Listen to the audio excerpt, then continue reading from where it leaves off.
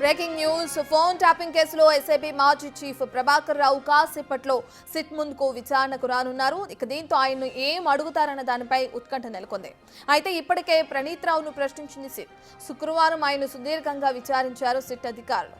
ఈ విచారణలోనే ఎస్ఐబీ మాజీ చీఫ్ ప్రభాకర్ రావు ఆదేశాల మేరకే తాము ఆయా నేతల ఫోన్ కాల్స్ ను ట్యాప్ చేసినట్లు ప్రణీత్ రావు అంగీకరించారని సమాచారం.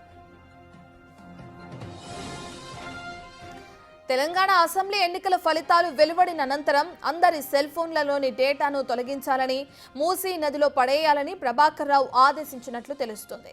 దీంతో ఆయన సూచనల మేరకే హార్డ్ డిస్క్లను మూసీ నదిలో పడేసినట్లు సిట్ ముందు ప్రణీత్ రావు చెప్పినట్లు తెలుస్తోంది. ప్రత్యేకించి ఫోరెన్సిక్ ల్యాబ్ నుంచి ఇటీవలే సేకరించిన ఆధారాలను ప్రణీత్ రావు ముందు సిట్ అధికారులు ఉంచినట్లు సమాచారం. దీంతో కంగుతిన్న ప్రణీత్ రావు వాస్తవాలు వెల్లడించక తప్పలేదన్న అభిప్రాయం వినిపిస్తుంది. వీటన్నిటిని రికార్డ్ చేసిన సిట్ అధికారులు ప్రణీత్ రావు చెప్పిన సమాధానాల ఆధారంగా ఎస్ఐబీ మాజీ చీఫ్ ప్రభాకర్ రావును ప్రశ్నించనున్నట్లు తెలుస్తోంది.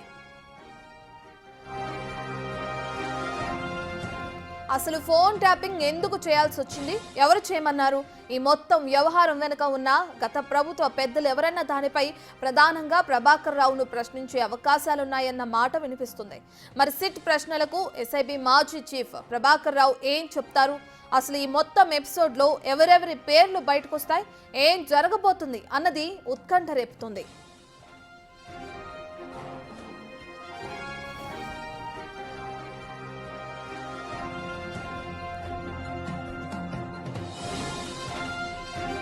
ఇదే విషయానికి సంబంధించిన పూర్తి డీటెయిల్స్ అందించడానికి మా ప్రతినిధి సుజాత అందుబాటులో ఉన్నారు. రైట్ సుజాత, ఇప్పటికే ఎస్ఐబీ మాజీ చీఫ్ ప్రభాకర్ రావుని ఇంతకుముందు విచారణకి ఆయన అనుకూలించకుండా ఏం అడిగినా కానీ తెలీదు, గుర్తులేదని చెప్పడం అదంతా మనం చూసాం. ఇప్పుడు ప్రణీత్ రావు స్టేట్మెంట్ రికార్డ్ చేసిన తర్వాత దాని ఆధారంగా మళ్ళీ ప్రభాకర్ రావుని మరి కాసేపట్లో విచారించే అవకాశం ఉంది. ఇక దీంతో ప్రభాకర్ రావు నుంచి ఎటువంటి సమాధానాలు వస్తాయని చెప్పి కూడా అంత ఉత్కంఠగా ఎదురు చూస్తున్నారు. విచారణ ఏ సమయానికి ప్రారంభమయ్యే అవకాశం కనిపిస్తుంది సుజాత? రత్న, ఫోన్ ట్యాపింగ్ కేసులో కీలక ఆధారాలను సేకరించింది సిట్ అధికారులు. మొదటి నుంచి ఈ కేసులో ప్రధాన నిందితుడిగా ఉన్నటువంటి ప్రభాకర్ రావును విచారిస్తే అన్ని విషయాలు కూడా బయటకు వచ్చే అవకాశం ఉంది అని భావించినటువంటి సిట్ అధికారులు ఎట్టకేలకు ప్రభాకర్ని హైదరాబాద్కి తీసుకురావడం, ఆ తర్వాత ఇప్పటికే 2 సార్లు విచారించారు. ఈరోజు 3వ విచారించబోతున్నారు ప్రభాకర్ రావుని. ప్రభాకర్ రావు మొదటి నుంచి కూడా ఫోన్ ట్యాపింగ్ కేసుకి సంబంధించి ఫోన్ ట్యాపింగ్ ఎవరు చేయమన్నారు, దీని వెనక ఎవరు ఉన్నారు, హార్డ్ డిస్కులను ఎందుకు ధ్వంసం చేశారు, ప్రైవేట్ వ్యక్తుల ఫోన్ని ఎందుకు ట్యాప్ చేశారు, ఈ విషయాలన్నిటిని అడిగినటువంటి ప్రశ్నలకి ప్రభాకర్ రావు ఎక్కడా సమాధానం ఇవ్వకుండా కేవలము ఇది నాకు సంబంధం లేనటువంటి కేసు, నన్ను ఇరికించే ప్రయత్నం చేస్తున్నారు, దీని వెనక ఎవరు ఉన్నారన్నది నాకు తెలియదు, కేవలం రివ్యూ కమిటీనే ఇదంతా చేస్తుంది అని కొంతమేరకు రివ్యూ కమిటీ మీద వేసే ప్రయత్నం చేశాడు. కానీ ఈ కేసులో ప్రణీత్ రావుని విచారించిన తర్వాత ప్రభాకర్ రావే ప్రధానంగా ఫోన్ ట్యాపింగ్ చేయమన్నారు. ఎవరైతే నెంబర్లు ఇచ్చారో ఆ నెంబర్లన్నింటినీ కూడా మేము ఎస్ఓటీ కేంద్రాన్ని ఏర్పాటు చేసి ఆ కేంద్రం కానీ ఇవన్నీ కూడా చేశాము అని ప్రణీత్ రావు స్టేట్మెంట్ని రికార్డ్ చేశారు ఆ సిట్ అధికారులు. కానీ ప్రభాకర్ రావు మాత్రం ఎక్కడా నాకు సంబంధం లేదు, ఎవిడెన్స్ ఉంటే ప్రూవ్ చేయండి అంటూ సిట్నే ఎదురు ప్రశ్నించారు.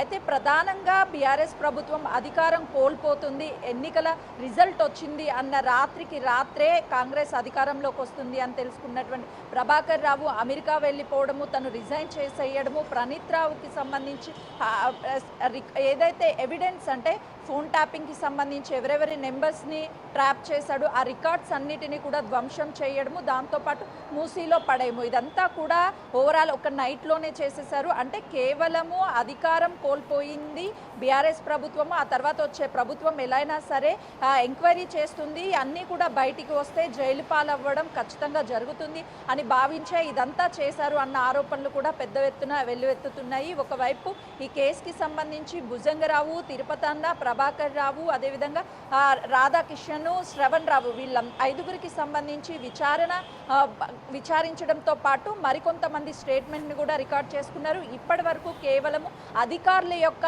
విచారణ కొనసాగించడము, వాళ్ళ స్టేట్మెంట్ని రికార్డ్ చేశారు. కానీ ప్రధానంగా మొదటి నుంచి ఫోన్ ట్యాపింగ్ కేసులో అటు రాజకీయ నాయకుల ఫోన్ ట్యాపింగ్ చేయడంతో పాటు కొంతమంది వ్యాపారవేత్తలు, న్యాయమూర్తులు, జర్నలిస్టుల ఫోన్లు కూడా ట్యాప్ చేశారు. ఎందుకు ఎస్ఐబి కేంద్రంగా అంటే టెర్రరిస్టులు కావచ్చు, లేకపోతే మావోయిస్టులు, ఇలా కొన్ని సంబంధించినటువంటి విషయాలను మాత్రమే అన్నీ కూడా రికార్డ్ చేస్తూ ఉంటారు, ట్యాప్ చేస్తూ ఉంటారు. కానీ ప్రైవేటు వ్యక్తులకి సంబంధించిన ఫోన్లు, రాజకీయ నాయకులకి సంబంధించినటువంటి ఫోన్లు ఎందుకు ట్యాప్ చేశారు? దాదాపు 4,000 మందికి పైగా ఫోన్ ట్యాపింగ్ చేసినట్లుగా కూడా వ్యక్తులవి అటు గుర్తించారు అధికారులు, సిట్ అధికారులు. సో ఇందులో శ్రవణ్ రావు పాత్ర కూడా, అంటే ఒక ప్రైవేటు వ్యక్తి అయ్యి ఉండి శ్రవణ్ రావుని ఎందుకు ఇందులోకి జాయిన్ చేశారు? మీరంతా టీమ్గా ఎలా ఏర్పడ్డారు? ఎంతమంది ఉన్నారు? ఎవరి ఆదేశాల మేరకు ఈ టీంని ఫామ్ చేశారు? ఎస్ఓటీ కేంద్రంగా ఎలాంటివి పనులు అనేవి చేశారు? ఈ విషయాలన్నీ కూడా సిట్ అధికారులు ప్రభాకర్ రావుని అడిగే అవకాశం చాలా స్పష్టంగా కనిపిస్తుంది. అంటే మొదటి నుంచి కూడా ఇందులో రాజకీయ కుట్ర కోణం ఉన్నట్లుగానే అటు గతం ప్రభుత్వంలోనే ఇవన్నీ జరిగాయి. కాబట్టి అధికారం మారగానే వీళ్ళందరూ రిజైన్ చేసేయడము, లేదు అని అంటే విదేశాలకి పారిపోవడం, ఇవన్నీ చేశారు. ఖచ్చితంగా దీని వెనక ఎవరైనా రాజకీయ నేతలు ఉన్నారు అన్న అనుమానాలు పెద్ద ఎత్తున వెల్లువెత్తుతున్నాయి. మరోవైపు సిట్ అధికారులకు కూడా చాలా ఎవిడెన్స్ కలెక్ట్ చేసినట్లు తెలుస్తుంది. కొంతమంది పేర్లు ప్రభాకర్ రావు చెప్తే ఖచ్చితంగా ఇందులో రాజకీయంగా యూటర్న్ చేసుకోవడంతో పాటు చాలా మందికి నోటీసులు వెళ్ళడం, ఆ తర్వాత వాళ్ళని విచారించడం, ఇదంతా జరిగే అవకాశం చాలా స్పష్టంగా కనిపిస్తుంది. రత్న. రైట్ సుజాత, ఇంతకు ముందు మీరు చెప్పినట్లుగానే ఏదైతే ఎవిడెన్స్ ఉండే చూపించండి అని చెప్పి ప్రభాకర్ రావు వేసిన ప్రశ్నకి ఇప్పుడు ప్రణీత్ రావు దగ్గర తీసుకున్న స్టేట్మెంటే ఒక పెద్ద ఎవిడెన్స్ లా కనిపిస్తుంది. ఎందుకంటే ప్రభాకర్ రావు ఆదేశాలతోనే ఖచ్చితంగా మేము ఇదంతా చేసామని కూడా ప్రణీత్ రావు ఓపెన్ అయి మొత్తం ఒప్పుకోవడం కూడా జరిగింది. దీని తర్వాత ఇప్పుడు ఎటువంటి ప్రశ్నలు సంధించే అవకాశం ఉంది సిట్ అధికారులు ప్రభాకర్ రావుకి? ప్రభాకర్ రావుని ప్రధానంగా ప్రణీత్ రావు ఇచ్చినటువంటి స్టేట్మెంట్ ఆధారంగానే ప్రశ్నించినట్లుగా కూడా తెలుస్తుంది. ఎందుకంటే మొదట ప్రభాకర్ రావుని విచారించినప్పుడు నాకేం తెలియదు, నేను కేవలము ఈ ఫోన్ ట్యాపింగ్కి సంబంధించి నేనేమీ చేయలేదు, పైన ఉన్నటువంటి అధికారులు ఏవైతే ఆదేశాలు జారీ చేశారో ఆ ఆదేశాల ప్రకారమే నేను నడుచుకున్నాను అని ప్రభాకర్ రావు చెప్తున్నారు. ప్రణీత్ రావు మాత్రం చాలా స్పష్టంగా ప్రభాకర్ రావు చేయమంటేనే నేను ఫోన్ ట్యాపింగ్ చేశాను, ఏ వ్యక్తుల పేర్లు ఏ నెంబర్లు అయితే ఇచ్చారో ఆ నెంబర్ల ఆధారంగానే మేము ఒక టీంలా ఫామ్ అయ్యి మేము ఫోన్ ట్యాపింగ్ చేశాము అని స్వయాన స్టేట్మెంట్ని కూడా ఇటు సిట్ అధికారులు రికార్డ్ చేశారు. కాబట్టి ఆ స్టేట్మెంట్ని చూస్తూ ప్రణీత్ రావు చెప్పినటువంటి సమాధానాలు ఏవైతే ఉన్నాయో ఫోన్ ట్యాపింగ్ చేయమన్నది ప్రభాకర్ రావు చేయమన్నారు అని ప్రణీత్ రావు చెప్పారు.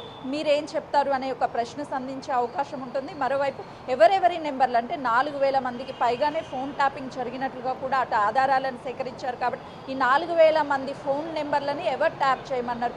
ఎందుకు ప్రైవేటు వ్యక్తుల యొక్క ఫోన్ నెంబర్లను ట్యాప్ చేయాల్సి వచ్చింది? కేంద్రానికి కూడా ఎలాంటి సమాచారం లేకుండా ఎస్ఓటీ కేంద్రాలను ఏర్పాటు చేసుకొని ఫోన్ ట్యాపింగ్ ఎందుకు చేశారు? ఇందులో రాజకీయ నాయకుల పాత్ర ఏంటి? ఎవరు మిమ్మల్ని ఆదేశించారు ఫోన్ ట్యాపింగ్ చేయాలి అని? కనీసం పైన ఉన్నటువంటి అధికారుల మీద కూడా నెట్టివేసే ప్రయత్నం ప్రభాకర్ రావు చేస్తున్నాడు. ఆ పైన ఉన్నటువంటి అధికారులు ఎవరు? అంటే కేవలము వీళ్ళకి సంబంధించినటువంటి అధికారులు ఎవరు ఉండి ఇదంతా చేయించారు? రాజకీయ నాయకులు వీళ్ళకి బాస్గా మారారా? లేదు అనంటే వీళ్ళు పైన ఉన్నటువంటి అధికారులే బాస్గా మారి వీళ్ళకి ఆదేశాలు జారీ చేయడం వల్ల ప్రభాకర్ రావు ఈ ఫోన్ ట్యాపింగ్ చేపట్టారా? ఈ విషయాలన్నీ కూడా ఖచ్చితంగా ప్రశ్నించే అవకాశం ఉంది. ప్రభాకర్ రావు చెప్పేటువంటి ఆ సమాధానాన్ని బట్టే ఈ కేసుకి సంబంధించి ఒక క్లారిటీ వచ్చే అవకాశం ఉంటుంది. ఇప్పటికే 2 సార్లు విచారించిన ప్రతిసారి కూడా తను ఏం చెప్పకుండా దాటవేసే ప్రయత్నం చేస్తున్నారు. కానీ ఈసారి ఎట్టి పరిస్థితులైనా సరే ప్రభాకర్ రావు నుంచి సమాధానం రాబట్టేందుకు అన్ని ఎవిడెన్స్లను సిట్ అధికారులు సేకరించారు. దాంతోపాటు ప్రణీత్ రావు స్టేట్మెంట్ అనేది చాలా కీలకంగా మారుతుంది. ఈ సిట్ విచారణలో తను ఇచ్చినటువంటి స్టేట్మెంట్ ఆధారంగానే అందులో ఉన్నటువంటి ప్రశ్నల వర్షం కురిపించే అవకాశం చాలా స్పష్టంగా కనిపిస్తుంది. ఒకవేళ ఈ రోజు కూడా తను కానీ సమాధానాలు చెప్పకపోతే అటు ప్రణీత్ రావుని ప్రభాకర్ రావుని ఎదురెదురు కూర్చోబెట్టి వాళ్ళని ప్రశ్నించే అవకాశం చాలా స్పష్టంగా కూడా కనిపిస్తుంది. Ratna. Right, thank you Sujatha.